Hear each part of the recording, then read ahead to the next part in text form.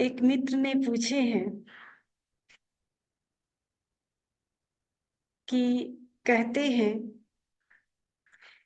जैसा हम कर्म करते हैं वैसे ही हमें फल मिलता है, लेकिन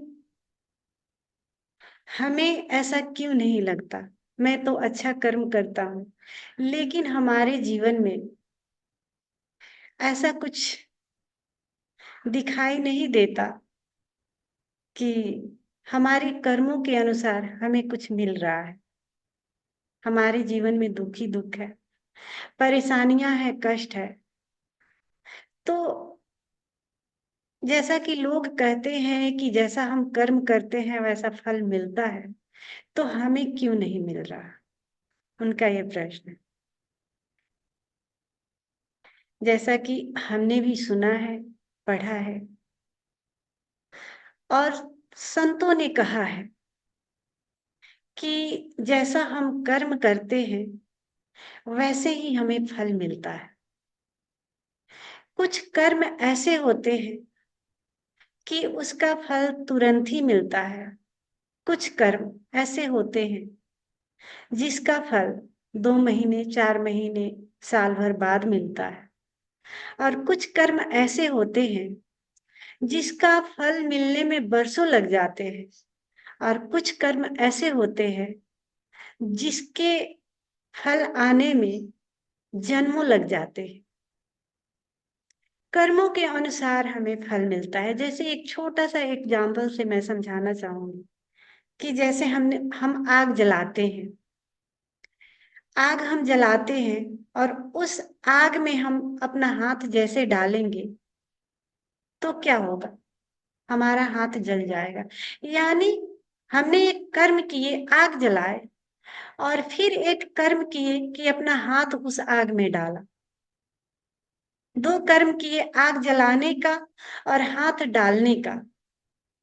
तो जैसे हमने हाथ डाला उस आग में, तुरंत के तुरंत वो हाथ जल गया।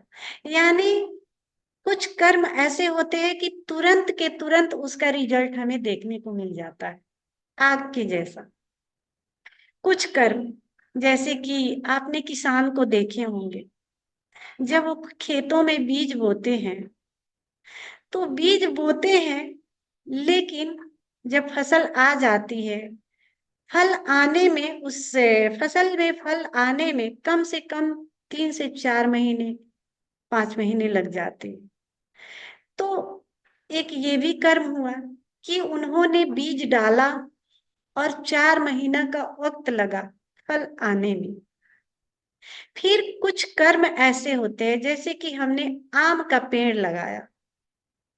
आम का पेड़ जब हम लगाते हैं तो उसका फल आने में हो सकता है, आजकल तो मतलब ऐसे ऐसे पेड़ आ गए हैं कि कम से कम 2 साल लग जाते हैं, 2 साल से ऊपर लग जाते हैं, 5 साल भी लग सकते हैं, किसी किसी पेड़ में तो 10 साल भी लग सकते हैं। तो कम से कम 2 साल से लेके 10 साल तक लग जाता है फल आने में। कोई कोई पेड़ ऐसा होता है कि बहुत वर्षों के बाद भी उसमें फल आता है। तो ऐसे ही जन्म, ये कर्म का सिद्धांत है। कैसा हम कर्म कर रहे हैं उसके अनुसार हमें फल मिलता है।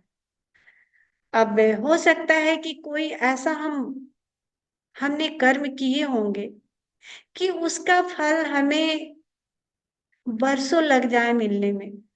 या ये भी हो सकता है कि कुछ ऐसे कर्म हम कर रहे हैं जिसका फल आने में जन्मों लग सकते हैं।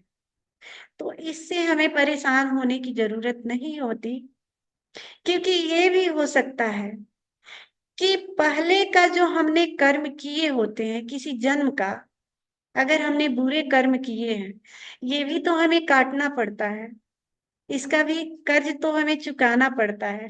अब उसका कोटा हम अभी पूरा नहीं हुआ होगा, उसका कर्ज हमने नहीं चुकाया होगा, तो वो भी हम चुका रहे होते होंगे, क्योंकि हम अच्छा कर रहे हैं, अच्छा करने में हम चुका रहे हैं, अच्छा करने में हम चुका रहे हैं। जैसे कि इसके पहले भी हमने कहा था कि जैसे हम पैसे कमाते हैं और किसी से कर्जा ले लेते हैं, और कर्जा कितना मात्रा में हम लेते हैं उतना ही टाइम लगता है हमें चुकाने में।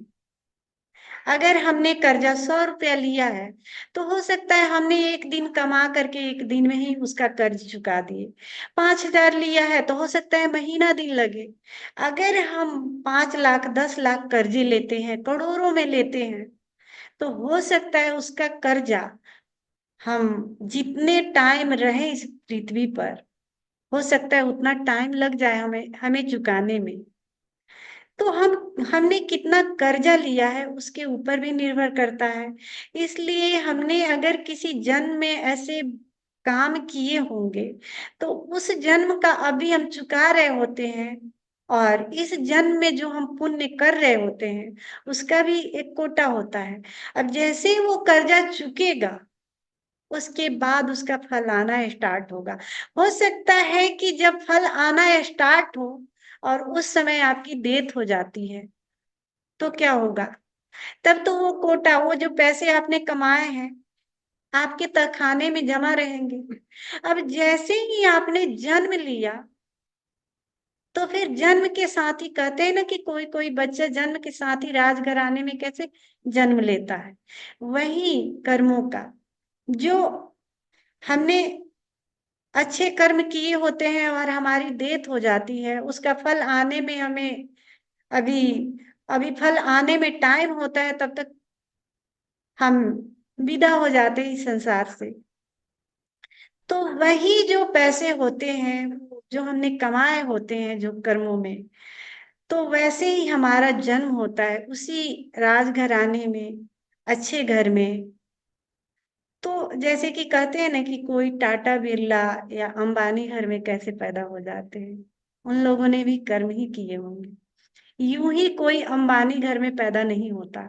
आज देखिए यूट्यूब भरा पड़ा है अंबानी घर के जो सदस्य होते हैं, जो भी फैमिली मेंबर होते हैं, एक तो अच्छे कर्म किए होंगे किसी जन्म में, उस कर्मों की वजह से वो अंबानी घर में पैदा हुए, और फिर भी वो अच्छे कर्म कर रहे हैं, कोई संस्था बना करके दान करके, मतलब हर जगह वो पुण्य का काम ही कर रहे हैं। दान करते हैं, संस्था में दान करते हैं, इधर देते हैं, गरीबों में बांटते हैं। तो ये जो फिर से कर्म एक कर रहे हैं, फिर अगले जन्म में भी वैसे ही फैमिली में वो जन्म लेंगे। अगर इस जन्म में भी वो कर्म करना बंद कर दे, सिर्फ पैसे को बचाना शुरू कर दे, तिजोरी में भरना शुरू कर दे, तो फिर स्टॉप हो जाएगी। फिर अगले जन्म में वही जीवन नहीं मिलेगा। इस पर ओशो ने भी कहा है, भगवान बुद्ध ने भी। भगवान बुद्ध का पूरा प्रवचन कर्मों पर होता था। ओशो ने इस धम्मो संतनों में ये भगवान बुद्ध के जाति स्मरण पर, पूर्व जन्मों पर बहुत सारी चर्चाएं की हैं। कर्म के ऊपर भी चर्चाएं की है कि कैसे कर्म काम करता है।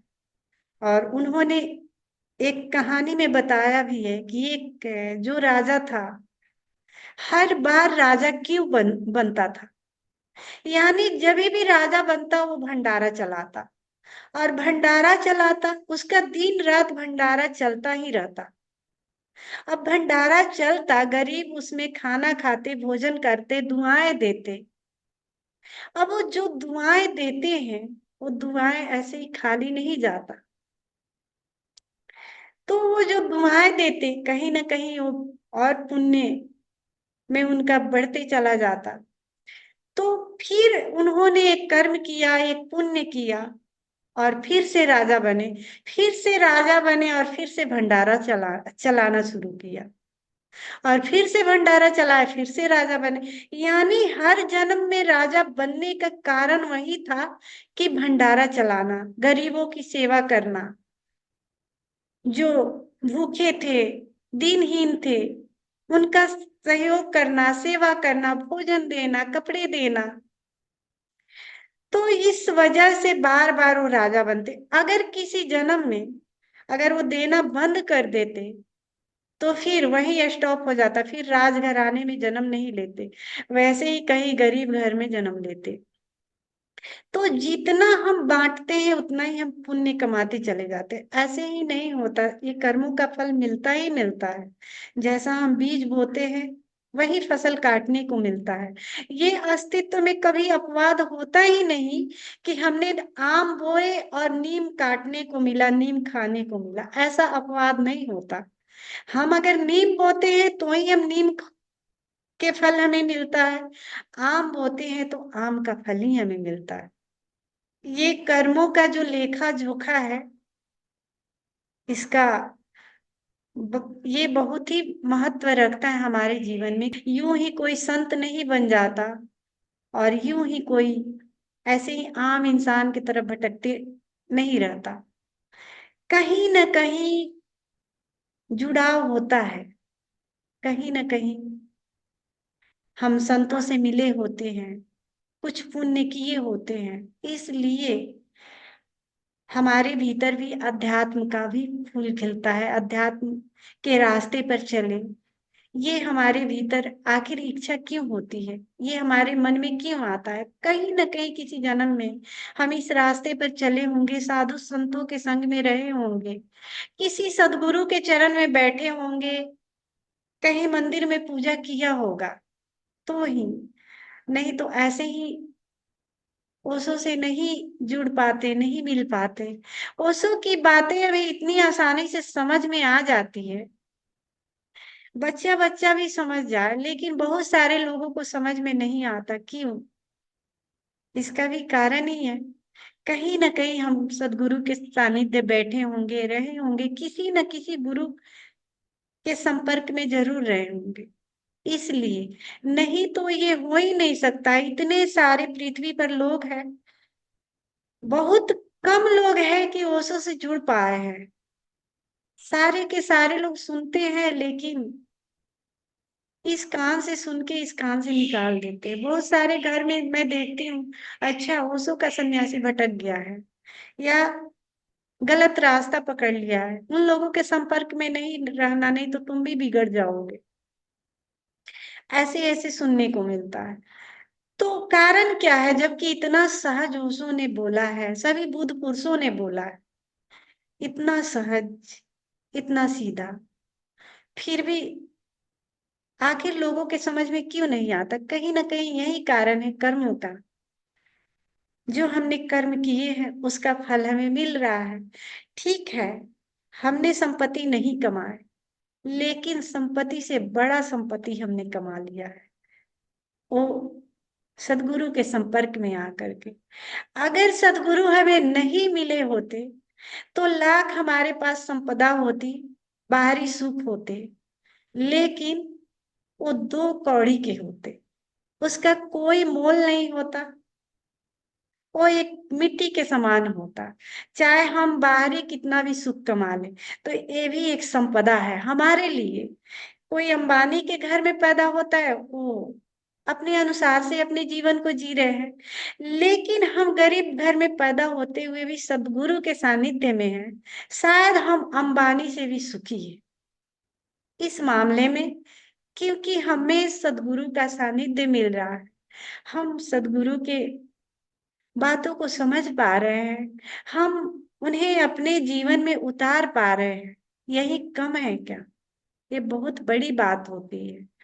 नहीं तो हमारे पास संपत्ति होते हुए हो सकता था हम भी अंबानी के घर में पैदा होते, लेकिन ओशो से वंचित रह जाते, यानी इतने विराट संपदा से हम वंचित रह जाते।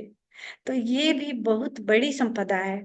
इसके लिए भी हमें ये नहीं सोचना चाहिए कि हमने गरीब घर में पैदा हुए और कोई अमीर घर में पैदा हुआ, तो दोनों में फर्क है ना। क्योंकि वो कोई चीज उनको मिला है, लेकिन कुछ चीजों से वो वंचित रह गए, बहुत सारी चीजों से वंचित रह गए। लेकिन हमें संपत्ति नहीं भी मिला है तो हम प्रेम, सदगुरु से, अस्तित्व से जुड़ गए हैं, हम वंचित नहीं रह गए हैं। यानी हमारे पास एक विराट संपदा है, विराट संपदा है। तो ये भी कर्मों का ही फल है। हमने जो कर्म किए होंगे किसी जन्म में, उसी का फल हमें मिल रहा है, नहीं तो यूं ही हम इस संसार में आते और यूं ही ऐसे ही विदा हो जाते। पता ही नहीं चलता कि कोई ओशो जैसे व्यक्ति इस संसार में आए थे, हम उन्हें सुन पाते, नहीं सुन पाते। शायद कहीं और जन्म लिए होते। तो ये भी कर्मों का ही फल है कि हम जुड़ पाए। तो ऐसे ही कर्मों का फल मिलता है, कभी जल्दी मिलता है कर्मों के अनुसार, किसी को लेट से मिलता है, किसी को जन्मों लग जाते हैं फल मिलने में।